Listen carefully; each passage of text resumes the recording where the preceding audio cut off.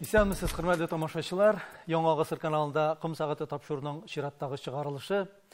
Бүген студиябызның кунагы танылган язучы, журналист, Татарстанның атказанган мәдәният хезмәткәре, Татарстан журналистларының Хөсәйн Ямашев исемендәге дәүләт премиясе лауреаты, Амил Авзал, Фатих Хөсни исемендәге әдәби премияләр иясе, РФСРның мәгариф отличнигы Марат Әмирханов. Марат абый, исәнмесез? Исәнмесез.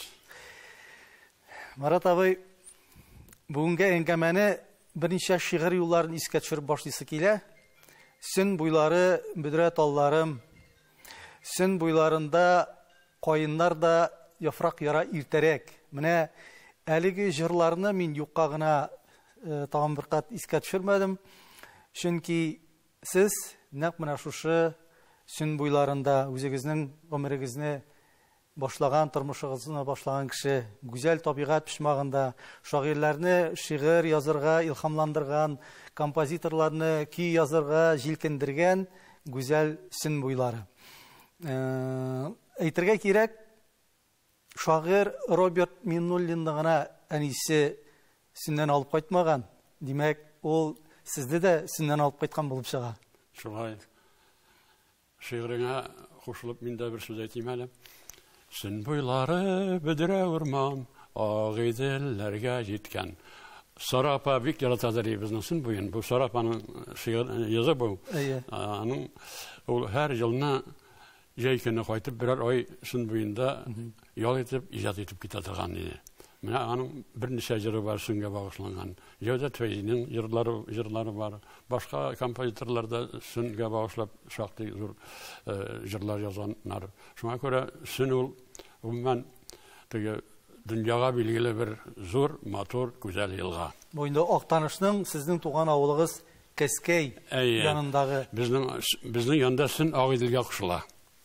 Агыйдел янында Хасан Сарьян дигән бик зур һәм бик ярататган язучым бар минем. Мәрхүм инде ул бик яши үлеп китте. Аның йортында безнең авылда күренеп тора. Робертның авыллары шулай ук бу якка карасаң Робертның авыллары бер кул гына сузмады. Бу якка карасаң Хасан Сарьян авылы. Менә шундый елга аркылы. Без бу якта, алар теге якта инде. Менә шундый сөннең шундый бик ике халыкны да үз кочагына алган елга инде ул. Шуңа күрә аңа без яшьтән үк без гашыйк булып, аның шибәрлегенә горурланып үстек инде. Анда элек балык күп буладыр, балык тотадыр, анда гомумән шушындый ниләр инде.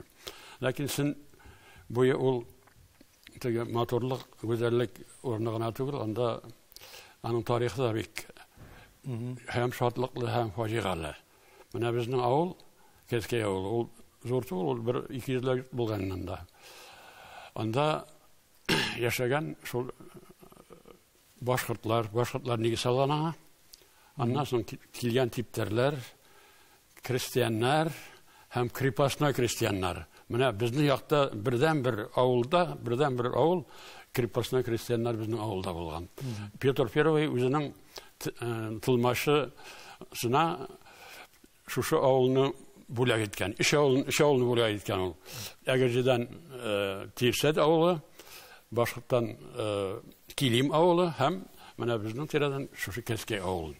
Менә башкортлар алар баш бирмәгән, алар һәр баш күтәреп торган. Шуларны басып тору өчен аларга шушы җирләрне бүләк тә иткән һәм ул тегенде халыкларны бастырып торган. Аның турында башкортлар бик начар фикердә һәм бик теге аның тәнкыйтьләп бик күп җырлар язганнар инде. Менә шундый ниләр.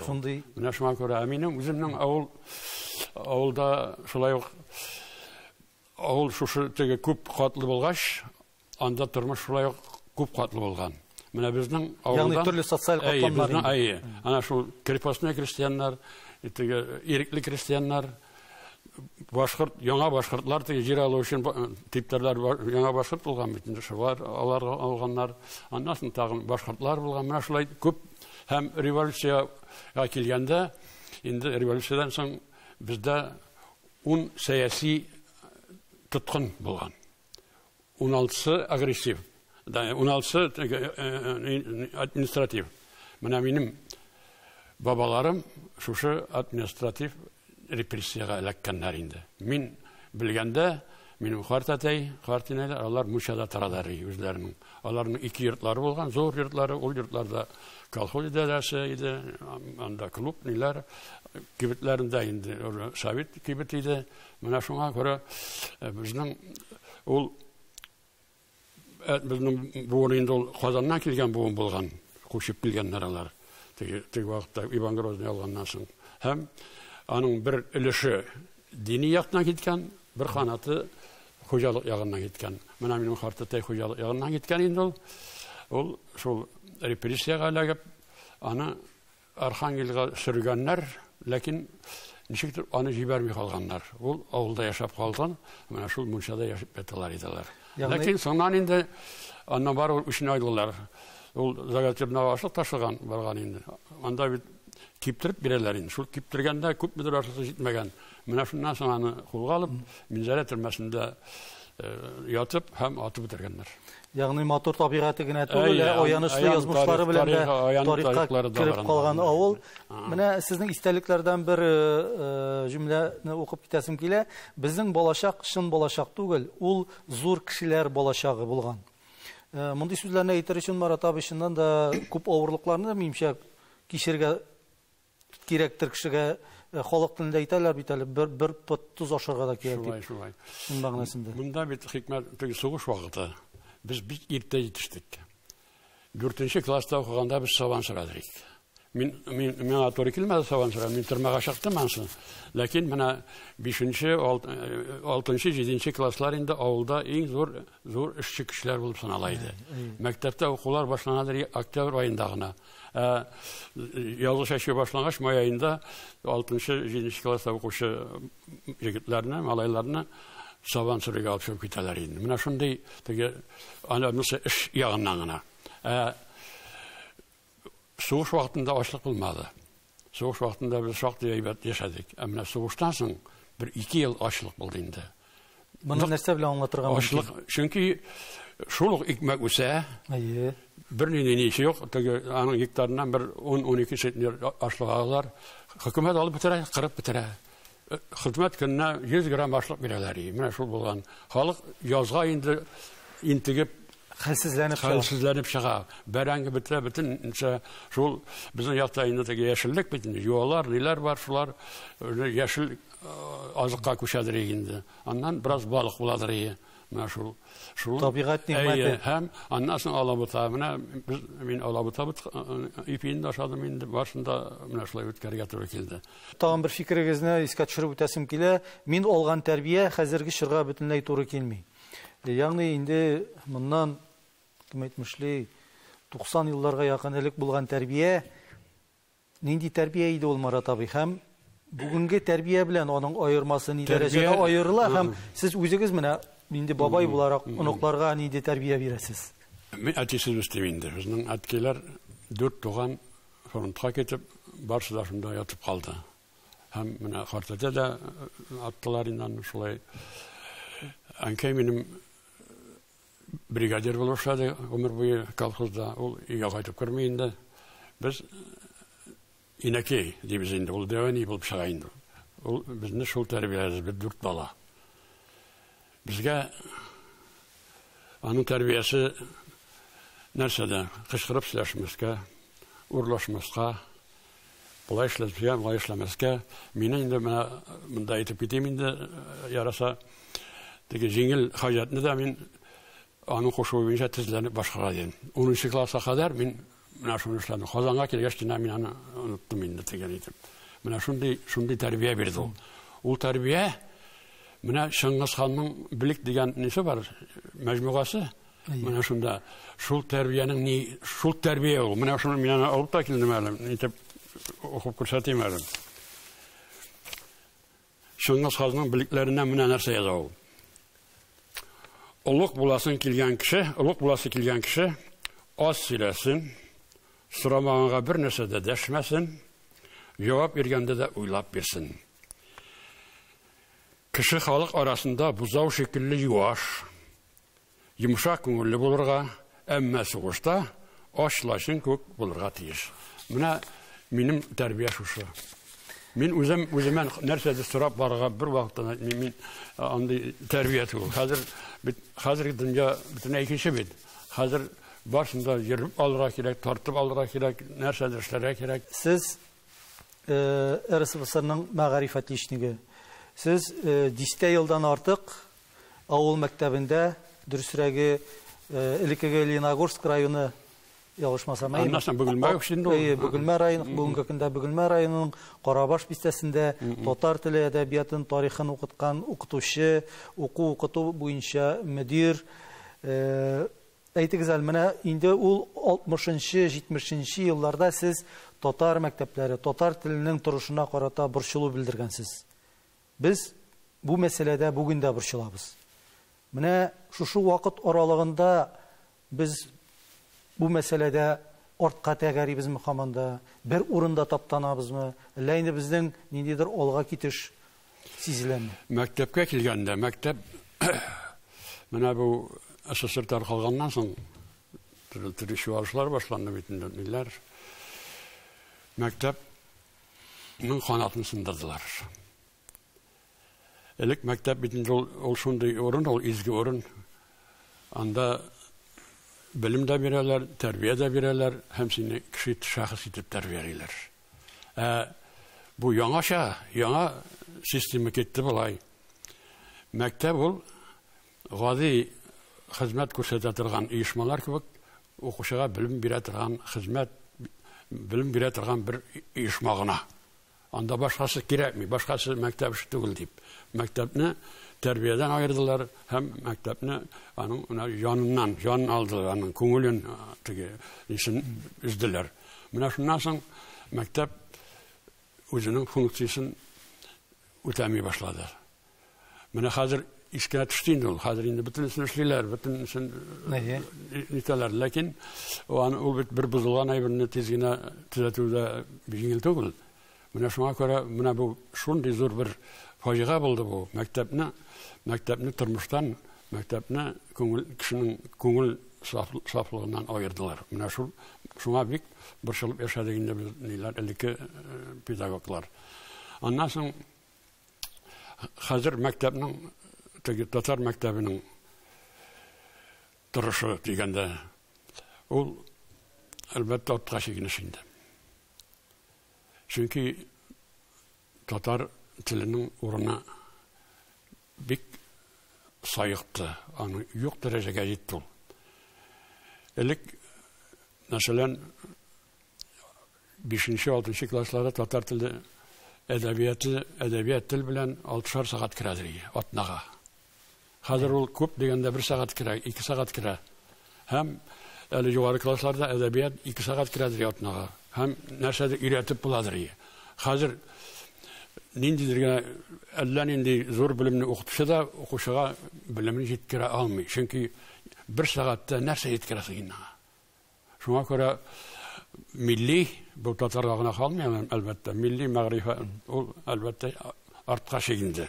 Әле менә тагын күптән түгел генә Мәскәүдә Дума тагын бер мәгърифәткә караган тагын бер мәсьәләне карадылар, бугайындылар. Теге гуманитар фәннәргә караган, гуманитар өлкәгә караган фәннәрне бөтен ил буенча бер халыкка салырга. Син татармы, урысмы, башкортмы, чувашмы, менә шул булырга тиеш. Монда инде милли компонент юкка чыга дигән сүз. Менә шулай барабыз. Менә хәзергә мин мәгарифне теге уңай бая бирә алмыйм. Алдагы елны Россиядә инде педагог һәм устазлар елы дип игълан иттеләр.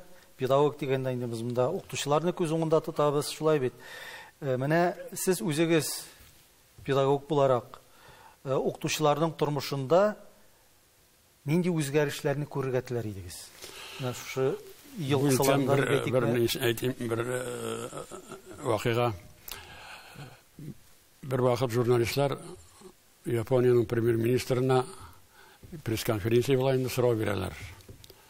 Япониянең алифбасы дөньяда иң креатив алифба. Һәм Япониянең мәгарифе дә бик тиз үсеп китте. Моның сәбәбе нәрсәдә дип сорыйлар. Премьер-министрның жауабы алкышларга күмелә. Һәм ул нәрсә әйтә? Мәгарифның төп фигурасы ул укытучы. Без укытучыга министр хезмәт хакын, дипломат иминлеген, император хөрмәтен бирдек. Аның сәбәбе шушы. Менә мин әгәр без укытучының нисен төшердек аның абруе төште. Хәзер беләсең, укучыны судка бирә ала. Һәм мәктәпкә һәрбер кеше атана кемдер өйрәтергә керә ала. Укытучының теге элекке мөнбәргә кайтарырга кирәк. Әгәр шуны кайтармый торып, мәгарифтә анда тәртип булмаячак. Менә шуңа күрә әгәр инде без бик теге ул ел дип игълан ителә икән, ул теге мондай гына ел булмасын, ниндидер бер конкрет бер гамәли аның үзгәрешләре булырга тиеш. Укытучыга минем иң укытучыны элекке мөнбәрдә торады, менә шулай торады юк. Мөнбәрне кайтарырга. Әйе, менә мөнбәрне кайтарырга. Әгәр шул булса, мәгариф әле тагын алга китәргә мөмкин. Марат абый, менә сез 40 яшыгызда журналистикага, 50 яшыгызда язучылыкка килгән кеше. Гадәттә инде бу яшьләрдә язучыларның кем әйтмешли азу төшләре чыккан була. Менә нинди сәбәпләр, нинди юллар китерде сезне шушы яшьтә журналистикага һәм язучылыкка? Дөресен әйткәндә. Бу бик очраклы вакыйга аркасында шундый үзгәреш булды минем. Мин мәктәпне ташларга исәбем юк иде. Ләкин урынны үзгәртергә сөйләштек инде. Ул Карабашта 10 ел яшәдек инде, анда гомергә калырга исәп юк иде. Каядыр ныклап урнашырга исәпләп йөрибез инде. Шул минем Шалдада мәгариф бүлегенең мөдире минем таныш кеше инде. Ул вакытта КамАЗ юк, анда теге электр станциясе төзеләре шул бар. Аның янына бардым да әйтәм, минем менә шулай авылга да якынрак булсын, урында әйбәтрәк бер эш булмасмы дим. Ничек булмасын инде, сиңа да булмас, кемгә шулай ди. Менә ди Вахитов исемендәге мәктәпкә директор кирәк. Менә шунда мин райком белән дә сөйләшермен, аннан хәбәр итермен диде инде. Ну минем булай укытучылар авторитет бар инде, булай республикада да ниләр бар инде. Ул шалтыратканнан да белешкән, ансын теге белешмәгән әйтми инде ул. Мин инде ул Вахитов исемендәге татар мәктәбе Шалдада ул элекке бик теге традицияле мәктәп инде ул. Хәзер дә шулай булай ул. Менә шунда барга дип инде без нидә исәптән дә төштек, учеттан да төштек, партия учетыннан да төштек, җыенып йөрибез инде шунда китәргә. Шуннан Казаннан Хамза Зарипов шалтырата. Ул Хамза Зариповны беләсеңме икән? Ул бик әйбәт таныклы журналист инде, ул хәзер мәрхүм. Ул социалист Татарстанда мәктәпләр һәм вузлар бүлеген алып барады. Марат, мине югары партия мәктәбенә укырга җибәрәләр. Мин синнән башка монда кандидатура күрмим. Бәлкем килеп кара, бәлкем алырлар ди инде. Мин шуннан да рубрикалап барадым. Үземнең рубрика бар ул вакытта газетада. Җиде хатулча дигән нигә белән мәктәп тормышыннан шунда ниләр бирәдем инде. Кичнә хикәяләр, ниләр. Шуннан мин менә шундый хәл бит. Казан инде уйлап кара дидем. Моны инде минем хәләл Җәүһәриядә тыңлап торган инде. Моңа хәзер безнең бик зур фаҗига булган иде. Җәүһәрияның яман ширта бер күкрәген алганнар иде. Шу җәйкәне. Аңа әйткәннәр инде, менә Казан янарак булсагыз, карарга уңайлырак булыр. Дәваланырга. Әйе. Ул әйтә инде, әллә Бинтеп карыйсыңмы, барып карыйсыңмы, бәлкем килеп чыгар ди инде. Аның шунда барасы килә инде хәзер. Ну киттем мин Казанга килдем.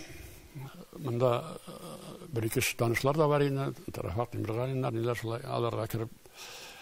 Менә редакторга алып кирделәр инде мине, Шамсиябый.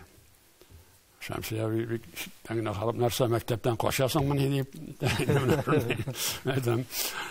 koşmayayım ben benim şimdi hal yararlaysa diye öyle kararız cevabını alır verirler dediğinde cevabını verdiler kil dedi bindim şu aytıp ben andan şallağa şaltırattım indim aytam gafuytinde yana başka direktörüzle niye aytam benim mana şunday hal şu aytıp men kildim bunda niye Kazanğa bir fatır yok, bir narsa yok, bir tanış yok.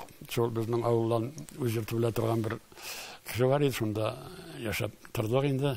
Shu aytib, jurnalistga kirib ketdim. Andan endi jurnalistdan adabiyotga kirib ketdim. Mine 75 yaşlar tiresinde siz aytgan bo'lgansiz, men hali yosh yozuvchi deb. Endi uzaqlamay tizden Allah birsa 90'ны tuturasız. Bugün narsa deb aytirsiz? Bugün men jitligep kelişi yazışım. Benim hazır to'g'ri roman var, mening avtor var, to'g'ri roman var. 20'ye yakın povest hikayeler var, yıllar var. Hazır indi men öyle bir iki şey bir yazgaçta men yazışımı deb yeridireyim. Men hazır yazışı deb aytilam, lakin ulgurib kelişi yazışı. Allah'a şükür Xudoy menga qalamni tashlarga erk bermey. Siz ömür boyu hatun kızlar tiresinde bulgan kişi. Bu indi sizin gaileden baştan aşılay bit. İratlar soğuşka gitip bitkenden sonra gailede birden bir yigit, ondan sonra indi mektep şırında da institutta okuganda da mektepte işlegende de bular kubusince hatun kız kolektifleri. Tağın bir delil, bunsa indi en sağlı zor delil deb aytırga kerak. 20 yıldan artık Qатын kızlar için çıkartırgan Simbika jurnalında baş muharrir orunbasarı. Ne bunday kollektivda ishlaw, Qатын kızlar kollektivinde ishlaw, ul sizning ijodga deb aytaylik, nindi de bulsa ta'siri etmey qolmagandır. Mening bütün obrazlarda Qатын kızlar. Şol. Hem Qатын kız ismi bilen yazılgan eserlerde şaqtay. Ul tegi Simbikada işlegenge ili başka yerde işlegenge qarab tuguldur indi. Neden? Көңілден шыға бетінде ол теге. Lakin Simbikada işlew bek faydalı hem bek kerakli. Ne boldu? Yıllar boldu indi. Anda Qатын kızlar bilen işlewning öz awruluklary var indi, öz kıyınlıkları var, hem öz şerikleri var, yaxşılıkları var. Onlar lakin eğer Qатын kızning nisin aytalar betinde onun 40 şırası var. Şol bilgili şol şırasın tabalsan, ol sana harata indi hayır hak bula deyip. Mana şuna göre onların şıraların bilip onlarga her vakit şol şıra negizinde müracaat etip her birisine tegiz qarab, her birisinin bir-birisinin kişalında alarını hurlamış, mana şunun ileri şol indi. Anda kilonun nesi menim şol boldu indi. Bu vakitte azat hatında Qатын kızlar aralar birazına gaybat yağından da nindidir bir şeyinişler yasıylar. Azat hatında 3-4 ondan artık kişi 3-4 grup var yanında. Reis Hamiş Bileyev o vakitte ne yapımda orada da sen baral şunda tertip ornaştırıya kaldı indi. Metemin o bitinde yok var. Yanadın tağın karar var. Şulaytıp minanda şulaytıp geldim indi. Ondan sonra Roza Rahmetullah geldiğinde alınan birgelep bu meseleler halledildi. Şuna göre hem elbette ol Qатын kızında ilham şağanağa. İlham ol nefse degen söz. İlham tege şit kişiye ziyan salmışsa jengilşe tileri degen söz indi. Mana Allah şol jengilşe tileri atmosferası bereler indi. Hem özlerince mena olay naşar karamadılar. Mena bir ne okup kuşatamalarının için. O Marat, yigitlerinin sultanısın. Simbika'nın sihritine altanısın. Kirek şakta nişkah hisli şagir üzün. Altınlarga belgisizdir her bir sözün. Менә шундый шигырьләр бар. Димәк, алар белән уртак тел тапмасагыз, мондый юлларды язмаслар иде. Уртак тел табылган. Алар мине рухландырды, мин аларны рухландырдым. Туфан ага Миннуллинның шундый бер сүзен искә төшереп үтәсем килә. Сез бит инде шагыйрь генә түгел, сез прозаик. Сез прозаик. Прозаик. Монда инде ул нәкъ менә шушы прозаикларга карата әйткәндер дип уйлыйм мин бу сүзләрен Туфан ага. Язучы үзен гел камчылап торырга тиеш. Менә бу нисбәттән сезнең камчыгыз кайда эленеп тора, Марат абый? Моңа тагы шуны әйтергә була. Фәнис Яруллинның шундый сүзләре бар. Тавыкка канат харам. Ялкауга, талантка ялкау харам. Димәк, ул талант үзе генә эшләми. Ул һәр вакыт аның турында уйланып, ул һәм үзен камчылап торырга кирәк. Чөнки әгәр син Ходай биргән талантны файдалана белмисең икән, аннан халыкка да, үзеңә дә бер нинди файда юк. Шуңа күрә минем камчы һәр вакыт эленеп тора инде. Сезнең иҗат шишмәгез, иҗат юлыгызга күз салсак, аның башлангычында юмор, сатира әсәрләре өстенлек итә. Әлбәттә, укучы өчен юмор, ул сатира укырга җайлы, күңелле, рәхәт, шулай бит. Менә язучы өчен ул шактый катлаулы жанр дип әйтер идем мин. Ни өчен? Чөнки чыннан да бүгенге көндә дә электә шулай булган, татар әдәбиятында юмор, бигрәк тә сатира жанрында иҗат итүче алар әдипләр ничектер менә бармак белән генә санарлык. Әйтәләр бит, менә укучыны көлдерүгә караганда елатуы җиңелрәк. Шулаймы, Маратым? Шулай. Минем башта шул ничендер шушы юмористик характердагы хикәяләр белән китте инде. Минем хикәяләр көлдерә торган түгел, алар җылмайта торган, уйландыра торган. Алар зуррак, теге көлдерә торганнар кыска һәм бик тапкыр була. Минеке менә шундый теге лирическийрак инде. Аннан соң инде ахырынап теге зур жанрларга күчкәннән соң бу теге юмор, сатира әзрәк читтәрәк калды инде. Сатирадан тарихи романнарга күчик әле. Менә узган гасырның 80нче еллар уртасы, 90нчы елларда инде бигрәк тә татар әдәбиятында тарихи романнар чоры башланды дисәк ялгыш булмас. Моңа инде әлбәттә шушы үзгәреш җиленең тәэсире дә зур булды. Тарихи романнар белән Мсагыйд Хәбибуллин, Нурихан Фәттах, аннан соң инде соңрак менә Флюс Латифи, Рабит Батуллалар, Вахит Имамовлар, Фәүзия Бәйрәмовлар мәйданга чыкты. Бүгенге көндә сезнең дә үзегезнең бу мәйданда урыныгыз бар. Менә ул тарихи роман бит инде ул бөтенләй катлаулы дип әйтик, күп көч, хезмәт таләп итә торган жанр. Сезгә нәрсә этәргеч бирде менә бу жанрга мөрәҗәгать итәргә? Этәргече булай.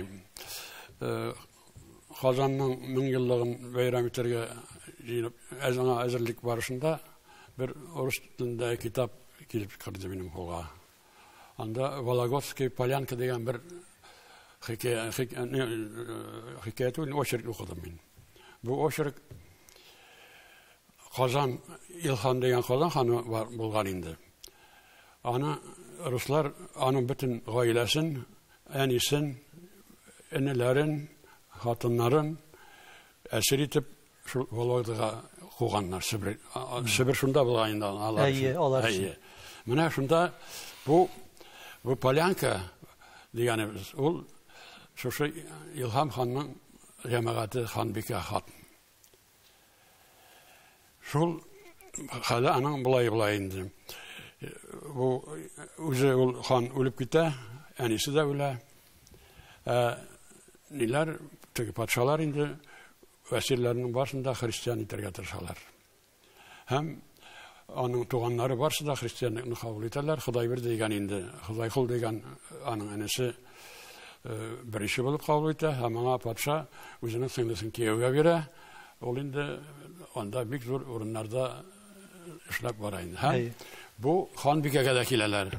Сине бик бай һәм бик яшь кешегә кияүгә бирәбез.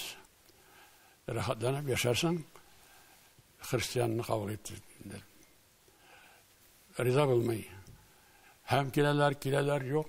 Шулай итеп 14 ел вакыт уза, 14 ел. 14 ел үгетлиләр. 14 ел үгетлиләр бу ханымны. Хәзер шундый тагын бер ситуация. Казанга хан кирәк. Моның инде ничә кандидатурасы Мөхәммәд Әмин. Бу менә шул Илһам ханның әнисе, әтиләре бер, әниләре башка. Теге патша Иван III монда хәзер бик дөрес мәсьәләне хәл итә. Мөхәммәд Әмин аңа кадәр дә бер хан булып ала ул. Ләкин ул Казан кешеләренә ошамый. Ул теге бозык, шундый теге нисез милли үзаңы булмаган кеше була инде, чөнки ул Мәскәүдә тәрбияләнә, кичкенәдән татар телендә белми. Менә шуңа күрә хәзер икенче мәртәбә фиганда инде моны бит тәртиптә кулдап торырга кирәк. Һәм патша Мөхәммәд Әмин әйтә, менә сиңа мин өйләндерәм, өйләнәсең. Менә шул үзенең җиңгәсен аңа бирә. Һәм алар риза булырга туры килә инде, тахтка менәргә кирәк бит. Казанга кайткачтан бу ханбикә моны тәрбияли инде, менә нык тәрбия булган. Уларны урыслардан аерырга тырыша, һәм уларны аера. 1505 елда 24 июньдә Вархвалими төне була Казанда. Bütün урыс сәүдәгәрләрен, bütün урыска кагылышлы барлык оешмаларның җитәкчеләрен бер төндә Пранжаран китереп кулга алып бетерәләр, байлыкларын алалар һәм шулай итеп урысларны Казаннан куалар. Менә бу шушы ханбикәнең эше була инде. Аннан 1 елдан соң Мәскәү бик нидә инде, бик хурлана. Мәскәү 100 меңлек гаскәр белән Казанга килә. Һәм монда тагын ханбикәбезнең киңәшләре белән Мөхәммәд Әмин бу 100 меңлек гаскәрне тармар итә бит. Анда фақат 7 мең кеше генә кала 100 меңнән. Һәм хәтта Карл Маркс та үзенең Россия турында язган мәкаләләрендә бу сугышны искә ала. Менә шулай итеп уларны Мәскәүдән аера. Аның икенче ягы бар инде. Булар бер-берсен бик нык ярата башлыйлар. Һәм бер-берсен шундый хөрмәт итеп бик теге үрнәк гаилә булып җитешәләр. Халык инде аларга бик сокланып карый. Һәм безнең Мөхәммәд Әмин татарча гына түгел, шигырь яза башлый. Аның хәзерге шигырьләре хәзердә сакланган шигырьләр дә бар. Һәм менә шулай итеп анда алар арасында менә шундый бер идиллия туа. Шулай итеп гомер уза, 1516 елда Мөхәммәд Әмин авырый башлый. 18 елда үлеп китә. Хәзер хатын инде бик нык кайгыра. Шундый уларны Алла урынына күргән була инде. Диндә шундый постулат бар. Әгәр кеше Алланы күрә икән, ул бу дөньяда яшәргә тиеш түгел. Һәм бу ханбикә агышып үлә. Кем бу? Бер җирдә аның исеме юк. Излим Bütün җирдә язалар менә шулай. Аны урыслар инде түгә, подколотный змея теге нидән аерган өчен фәлән тегән. Үзебезнекеләрдә дә Карамзинда да, Соловьевта да бар ул. Ләкин исем юк. Безнең Сәлам Агишев дигән тарихчы бар иде. Шуның бер китабы кулыма килеп керде дә, сноскасы теге нисе бар. Шуннан карасам, кичкенә генә бер вак хәрефләр белән язылган үрбәт дип. Менә шулай Үрбәт ханка ешкы дигән роман туды инде. Менә шуннан башланды минем тарихка кирип китү. Һәм аның үзенчәлеге шунда инде, минем bütün тарихи геройлар кимсетелгән, нахакка шиткә этәрелгән шәхесләр. Менә алдагы bütün романнарым барсы да менә шундый шәхесләргә багышлана. Менә шәхесләр татарның ханнары дигәндә Ничек итеп аларны Марат абый менә халык күңеленә үткәрергә, кертергә, ничек итеп аларны белән горурланырлык итәргә безнең халыкны? Чөнки ни өчен дип әйтәм, без, мәсәлән, татар ханнарына караганда күбрәк бүген рус патшаларының исемен күбрәк беләбез. Шулай, ансы... Пропаганда җитмиме, нәрсә җитмиме? Монда болай инде. Дөнья цивилизациясының яшәеш формасы дәүләтчелек алгарышы. Менә шул алгарышны үз куллары белән корып, үз куллары белән эшләгән кешеләр, шәхесләр күп түгел, ләкин алар бар. Менә Атилла бар, гуннарның каһарманы. Бар Кубрат хан булгарларга Идел янына юл ачкан. Бар безнең Тау бөркете Искәндәр, Александр Македонский. Бар Алтын Урдага оештырган Бату хан. Һәм бар ике татар дәүләтенә нигез салган. Казан ханлыгына һәм Касым ханлыгына нигез салган бөек татар шәхсе ханы. Ул Олуг Мөхәммәд. Казан ханлыгы дибез икән. Казанның бүгенге татар тарихының беренче номерлекчесе Олуг Мөхәммәд. Теге нигә тахтка килү өчен генә түгел. Ул татар халкын оештырган кеше. Санкт-Петербургта Петр беренчегә һәйкәл тора.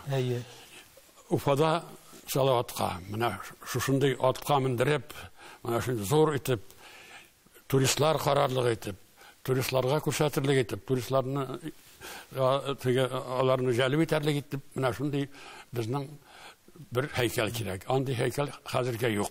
Менә шул һәйкәл Олуг Мөхәммәд булырга тиеш. Мин шагыйрь түгел, укыйм, аның шигыре менә безнең бүгенге татар кешеләренә өчен программа ул. Чыктык тарих төпкеленнән, чыктык исән ут көленнән, ямнар истәп дөньясына. Алда гомер буласына, тагын өмет ит әле. Без татарлар бит әле. Бер чакны да авыр димә. Авыр булса башың имә. Тормыш бит ул кара урман. Үзең саккан юлларыңнан җырлый-җырлый үт әле. Без татарлар бит әле. Üstümüzгә еллар кыйла, күмелмәсен безнең кыйбла. Ят алдында бөгелмәскә, изге уйдан чигенмәскә, шул уй кичле иртәле. Без татарлар бит әле. Без барлыкны дөнья белсен. Бергә-бергә килсен дөнья. Сазың алып кулларыңа, мәңгелекнең кылларына дәртләндереп чирт әле. Без татарлар бит әле. Рәхмәт, Марат абый. Менә без инде дәүләтчелек турында сүз кузгаттык. Дәүләтчелек ул татар да гасырлар дәвамында булган, шулай бит инде. Шул ук Болгар чорын алсак та, Алтын Урдада, Казан ханлыгында дәүләтчелек ул татарның карында бар, аның күңелендә яши. Менә бу хис Марат абый тора бара сүрелмәсме, сүнмәсме? Моны ничек тә булса саклап калырга мөмкинме, юкмы? Менә шундый ниләр әйтемнәр бар, теге кайбер галимнәрнең. Татар дөньяны кулында тоткан. Татар нәрсә теләгән шуны эшләгән. Бик булдыклы халык, бик лайык халык. Ләкин ул үзенең киләчәге турында уйламаган. Ул үзенең менә шу булган, үзенең теге иреген, үзенең дәүләтен ул истафет итеп яңа буыннарга биреп җиткермәгән. Менә шул бик зур хата булган безнең бабаларыбызның шу хатасы. Әгәр без алар шушыны эшләгән булса, монда инде дөнья бөтенләй икенче характерда булыр иде. Ләкин нишлисең инде менә шулай килеп чыккан. Әлбәттә, дәүләтчелек ише бездә канда бар, аңа омтылыш та бар, һәм аның өчен теге сагыну, аны сагышланып искә алу да бар. Ләкин без хәзер икенче дәүләт составында инде. Бу дәүләт мондый теге ирекле ниләргә, теге ниндидер яңа дәүләти берлекләр тууга ирек булмаячак. Шулай да Тукай әйткән бит, рус ширендә без тарихлы эзлебез дип. Без инде Россиянең кайсы гына җиренә барып чыксак та, анда татар эзе бар, татар тарихы бар. Мин монда Тукайны юкка гына искә алмадым. Чөнки Марат абый, сез соңгы елларда Тукайның биографиясе белән бәйле шактый гына күләмле эшләр башкарган кеше. Аның әнисе Биби Мәмдүдә, бабасы Зиннатулла, Саҗидә, Газизә исемле апалары, сөйгән яры Зәйтүнә турында архив материалларын туплап, аларның биографияларын моңарчы билгеле булмаган фактларны укучыга җиткердегез. Без инде Тукайның биографиясе укылып, өйрәнелеп беткән дип йөридер икән. Менә сез аларны яңа яктан ачтыгыз. Моңа нинди булса сәбәп булдымы, юкмы, һәм ничек казып чыгардыгыз менә бу яңа фактларны? Монда ничә шул инде, менә шул кимсезлегән, артка шигелгән дип әйттем бит. Менә Биби Мәмдүдәнең хәбәренә мин ел сайын барам инде. Анда bir 10 yıllap barabız, hürmet etəbiz indi Baltaşlılar, rahmet alar, ana bik şaklıylar, motor itib ütkərələr olaylarını. Lakin Bibi Məmdədə ol ədəbi eğlənişdə yox. Anda vaq şeirlər qoy vaxt ikilib şağar indi. Həm ana münəsəbətdə şulay. Ol balasın kaldırgan, kiyəgə şıqqan, ol yetimlikte bulgan falan tegemine şunday neler. Şuna göre min bu timaga şunun için alındım indi. Hem ana anın tuğuna 155 yıl tulgan vakitte mana şu kitapını çıkardım indi. Anın Tokay'ın dairesi anın özü de şulay oyundu, anın dairesi de edebi eğlenişke kirmegen. Mesela mine Tokay'ını öğrendik diye etemiz, lakin Tokay turunda, Tokay'ın turmuş yolu turunda bizde bir fenni eserde yok. Bir kişi de disertasiya alamagan. İlmi hizmet yok. Yok. Bir disertasiya yaklamayın bizde hikmet. Tokay deyip küp söyleşemiz. Tokay'ın turmuş yolu turunda bir disertasiya da yok. Hem Mene kurasızın ana münasebet naşın diyor. Anın turmuş yolunu öğrenu, ol mene şul devletçilikni geri kaytarı o anda. Devletçilik hislerini terbiyelev kişilerde. Ol şul degen söz. Ol Tokay'ın mında bara mında kaytığına tügül, anın ruhu, anın dünyaya karaşı, filosofiyası, felsefesi birle bekinde. Mene şuna göre biz bu yaktan beknik aksıyız. Biz Tokay'ın şahıs olarak öğrenmeyiz. Biz onu şair olarak öğrenemeyiz. Şahıs olarak yok. Bu bizden büyük zor kimselik. Şuna göre Tokay turunda, anın dairesi turunda en yaxşı hem en dürüst eser tügül, kitap ol.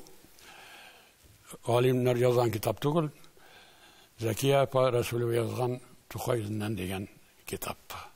O geografiya okutuşusu, Bibi Məmdənin, Zeytuna'nın kaynanası, özünün Atilla Rasik'nin halal cefeti.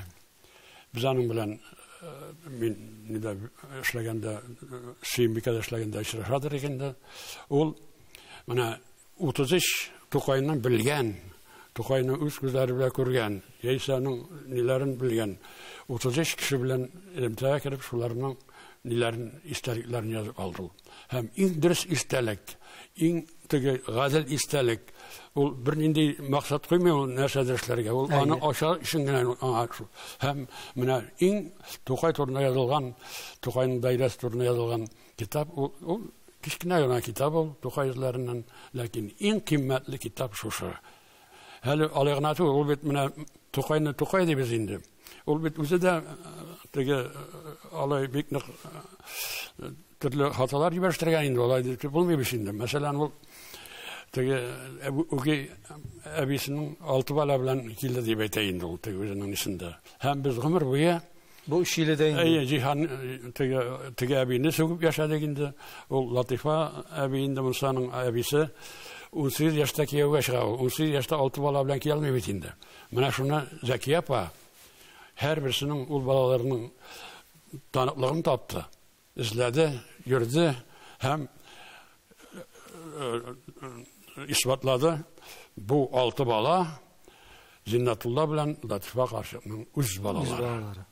Hem eytireken, eli hazırda niler dersliklerde yerip kilgen baladı ütelerini. Yenase Tokay özü yazan. Tokay'ın o vakitte nedir bir neyse bulur mümkün. Albütte eyte. Min bu ölüşün kişilerine silah bir şey yazın diyor. Kişi gaybet bir kişi nerse silemez. Mene eminsin indi mene özüm körgenini yazam deyip yazavul. Mene şunsuna ihtibar etmişi yani isimde kalganlarında özü kişirgen, özü hatırlayan momentlarda var. Hem de indi kişi sözünde yazılan. İki ayıra olanı. Mene eminsi bulay iyi. Hadır indi mene bulay deyim. Mene özüm körgen. Tege aldağısı ol kişilerinin silahı işe. Ol bit tege karşıkta indi ol 2 ay tıra ol. 2 ay için. Yani ana Zinnetullah Hazretler bir ki ben arış birerler indi. Mine Zinnetullah Hazretine bir yarlı devlin, o ki ben aşılık koyan tapkandır. Aşılık bulgan demek ki. Murat abi, mine alıp gelgen kitabınız bu şol Tokay'ın anisi. Mine şol min söyleyen diler. Bu kitap indi sen özünde işili kişisi bitinde. Anda işili de sana barı bir Tokay izlerinden, Zinnetullah Hazretlerinden, Allah'ın tuvanlar izlerinden yürüye yazan indi. Bu kitap senin kulda bulsa ben bir şart olur edim. Ben yazdım. Rahmat sana yarım. Rahmat Murat abi. Şimdi sizin bilen ülgürüp gülüşü yazışı kanatı bugün. Şın yazışı bilen de Allah verse gelecekte ışıraşıp. Xuday ömür verse ışıraşıp. Sizin eserleriniz bilen ruhlanıp yaşarga okurga yazsın. Rahmat sizge. Rahmat.